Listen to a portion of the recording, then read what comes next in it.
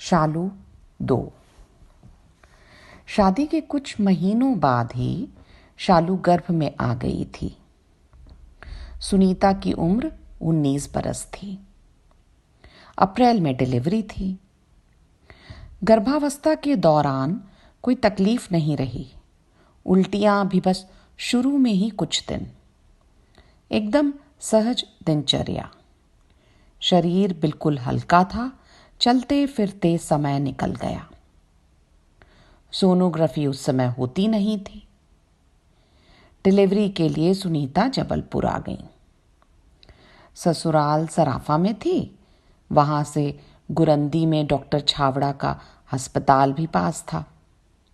दर्द उठा, अस्पताल पहुंची। नॉर्मल डिलीवरी की तैयारियां होने लगी। बस समय आ गया था। प्रसव शुरू हुआ। अरे ये क्या आ रहा है? प्रसव कराते समय डॉक्टर सकपकाकर बोल उठी। शालू शुरू से ही करतबी थी।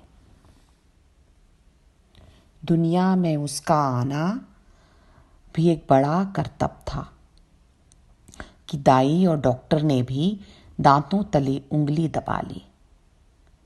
शालू ने पहले न सिर निकाला न पैर।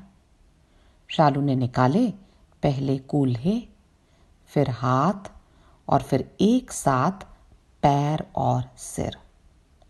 शालू दोहरी होकर बाहर आई दुनिया में। एकदम सफेद, 2-2.25 किलो की झुर्रियों से भरा शरीर लेकर। दाई बोली, ओ भाई बुढ़ी आई है। डॉक्टर बोली, बूढ़ी पैदा हुई है। वहां शालू फक्क सफेद, यहां सबके चेहरों से रंग गायब। निराश और असमंजस भरे चेहरों पर तैरता यह प्रश्न आसानी से पढ़ा जा सकता था। जी काय ऐसी भाई? जी काय ऐसी भाई? जी काय ऐसी भाई? क्यों हुई है ये ऐसी? क्यों होता है कोई ऐसा? ये क्या था जो नवदंपत्ति की देहरी आया? श्राप या कोई वरदान? संकट, हर्ष या विषाद?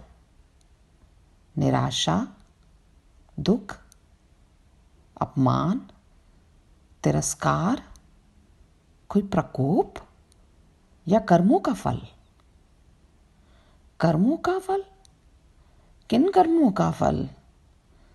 सुनीता ने अपने इस छोटे से जीवन में या मैंने अपने जीवन में ऐसा क्या किया जो हमारे साथ ये हुआ? माखन का पूरा जीवन उनकी आंखों के आगे झूल गया। माखन सुनीता से 11 साल बड़े थे।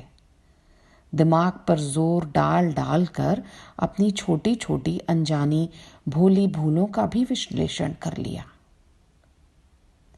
किसी का बुरा नहीं चाहा, बुरा नहीं किया, अंडे तक को कभी हाथ नहीं लगाया। शादी के पहली पोस्टिंग गरियाबंद छत्तीसगढ़ में थी। चौहान और माखन साथ रहते थे। एक शाम जब चौहान ने मछली पका ली थी माखन के कुकर में, दूसरे ही दिन माखन चौहान को एक और कुकर खरीदवाने ले गए थे। माखन का अभियांत्रिकी या मस्तिष्क तेजी से न्यूटन की कॉज एंड इफेक्ट सिद्धांत की प्रामाणिकता के सूत्रों की गुणताड़े में लग गया। ईंट, गारा, मिट्टी, रेता, पुल, सड़कें, नहरें, बांध, इमारतें, ये सब पता था। लेकिन अनबूझे सवालों की इस सांस लेती पोटली को जो ईश्वर की साइट से आई थी, बूझ नहीं पा रहे थे। किस विषय की किताब थी?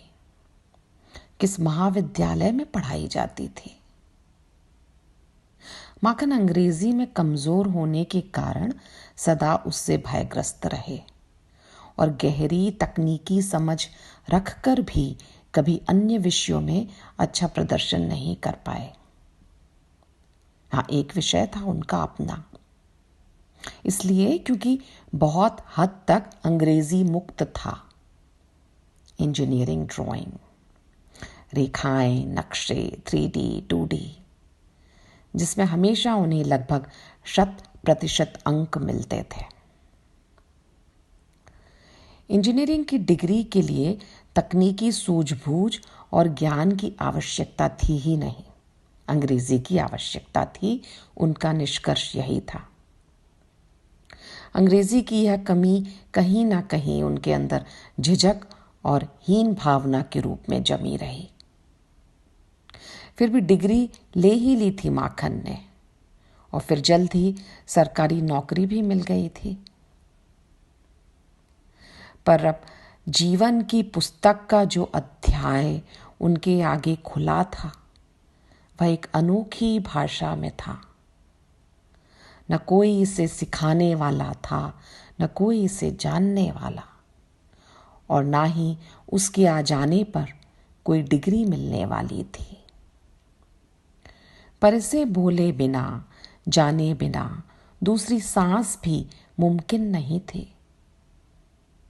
जिकाए ऐसी भई, जिकाए भई ऐसी, जिकाए भई ऐसी की अर्थहीन रट को चीरते हुए यकायक इस सीधे साधे बुंदेलखंडी युवा पिता के मस्तिष्क को इस नई अजूबी भाषा का बोध हुआ, और उसके हृदय से शब्द फूटे, हमाई मौड़ी आए, हमई पाल हैं ओखो। हमाई मौड़ी आए, हमई पाल हैं ओखो। ये भाषा थी प्रेम की, स्वीकृति की, आत्मीकरण की, अंगीकरण की।